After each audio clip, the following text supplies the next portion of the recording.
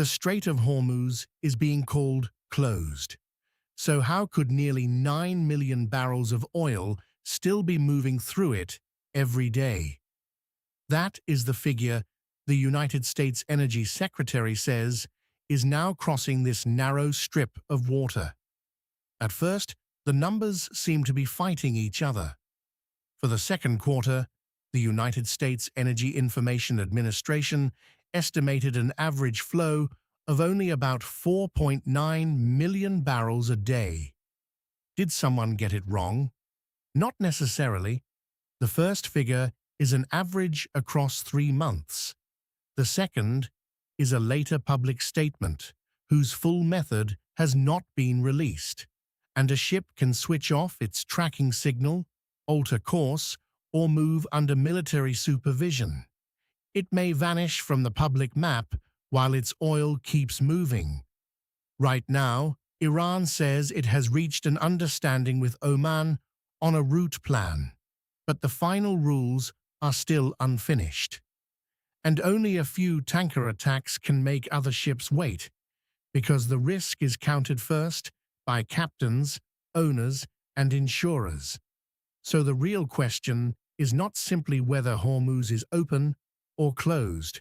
It is how much oil is actually passing, under whose rules, and how much of that risk will eventually appear in the price of fuel, freight, and everyday goods.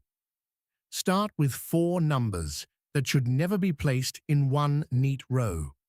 Late last year, an average of 21.6 million barrels of oil moved through Hormuz every day. That was close to normal traffic. In the second quarter of this year, the Energy Information Administration counted only 4.9 million.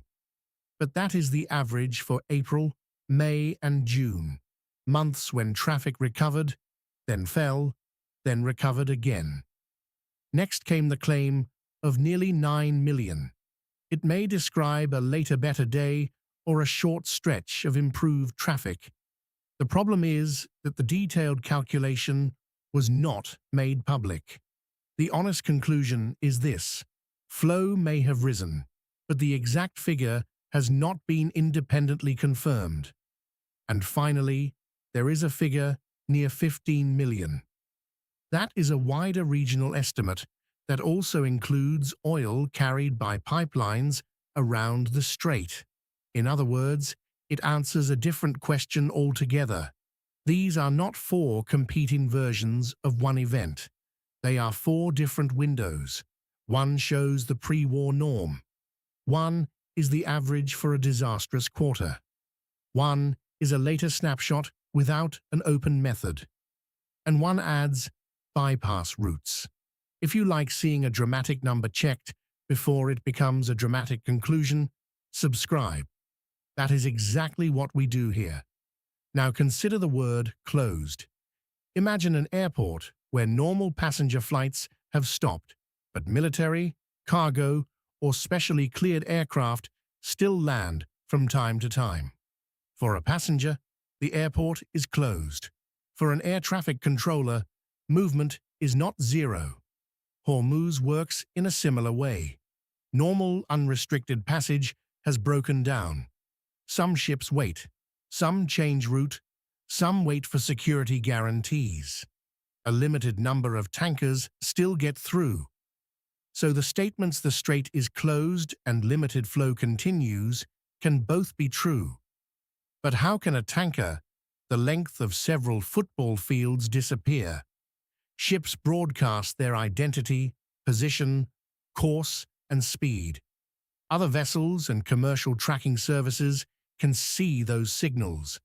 In a dangerous area, however, a transmitter can be turned off.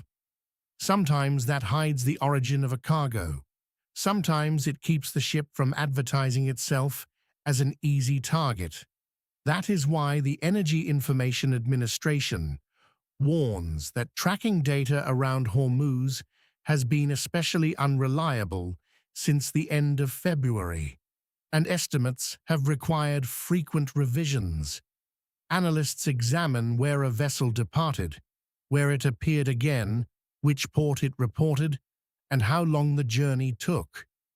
Think of footprints that disappear halfway across a snowy field. You did not see the missing steps, but you can reconstruct them from the entry and exit points. The result is still an estimate, not a live meter. Then risk enters the equation. In mid-August, two tankers operated by the Abu Dhabi State Energy Company were attacked by drones while passing through the strait.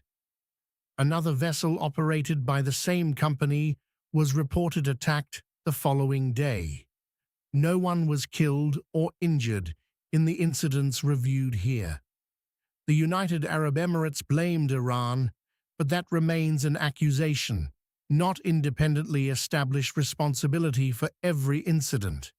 Even without casualties, the effect can be large. After an attack, the captain is not the only decision-maker. The owner thinks about the ship and cargo. The insurer thinks about a potential payout. The buyer thinks about delay.